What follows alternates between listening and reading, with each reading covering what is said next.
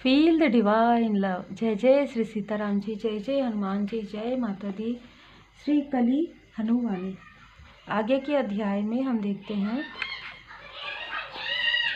अतीत के दृश्यों में वे दृश्य भी शामिल है जो जिए जा चुके हैं और वे दृश्य भी जिनको जीने की इच्छा की गई किंतु जिए नहीं गए। यदि आप किसी नाटक को देखने की इच्छा रखते हैं तो इसका अर्थ है कि उस नाटक के बारे में आपको थोड़ी बहुत जानकारी है। यदि आप नाटक देख चुके हैं तो आपको नाटक के बारे में और भी गहरी जानकारी है। इसी तरह दृश्य की एक छोटी सी झलकी जो जानकारी देती है उसे इच्छा कहा जाता है और पूरा दृश्य जो जानकारी देता है उसे कर्म कहा जाता है। यदि समय से बाहर निकलकर देखा जाए तो अतीत, वर्तमान और भविष्य का कोई अर्थ नहीं रह जाता। वहाँ से तो यही लगता है कि सभी दृश्य पहले ही घटित हो चुके हैं। एक जागृत आत्मा समय के बाहर होती है। उसे किसी एक दृश्य को जीने के लिए भी अनगिनत दृश्यों से बनी एक श्रृंखला के बारे में जानकारी धारण करनी पड़ती है। वह जानकारी कर्म और इच्छा दोनों का मिश्रण होता है, अर्थात कुछ दृश्यों की मात्र झलक से प्राप्त जानकारी धारण करनी पड़ती है और शेष दृश्यों की पूरी जानकारी धारण करनी पड़ती है। यह जानकारी कुछ ऐसी ही होती है जैसे कि किसी के जीवन वृत्तांत की पुस्तक, परंतु इस जानकारी को पढ़ने से आत्मा को वास्तविक दृश्यों में प्रवेश मिलता है। आत्मा को लगता है कि वह दृश्य को स्वयं जी रही है, इसलिए इस जानकारी को लिंग कुंजी कहते हैं। यह जानकारी एक दृश्य में प्रवेश की कुंजी होती है।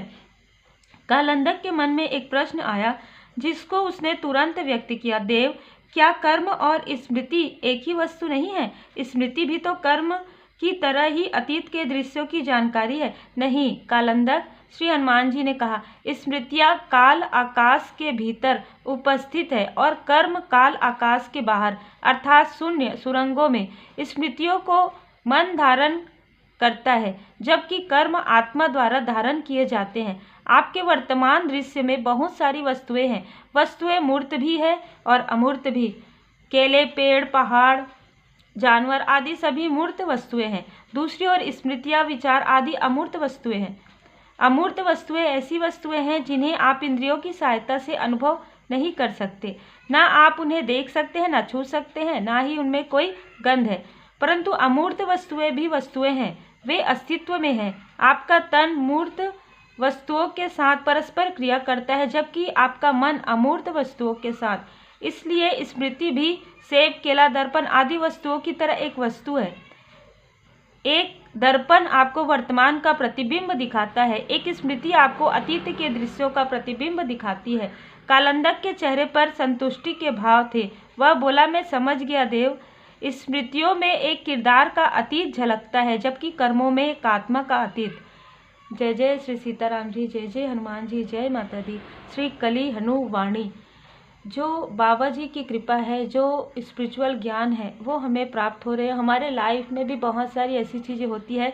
अभी ये अध्याय पढ़ने के पहले भी मैं कुछ बातें अभी स्मृति में मेरे आए थे, तो बिल्कुल वैसे ही जो मेरे साथ हो रहा है, जो हम सबके साथ हो रहा है स्पिरिचुअल यात्रा में, उसी का जो कहीं ना कहीं मुझे ऐसा लगता है कि जब मैं पढ़ती हूँ ना, तो आप में से कई लोगों को भी ये लगता होगा कि हाँ, आपके लाइफ में भी ट्रांसफॉर्मेशन के समय में या अवेकनिंग के समय में ऐसा कुछ हुआ है, ऐसा कुछ घटित हुआ है।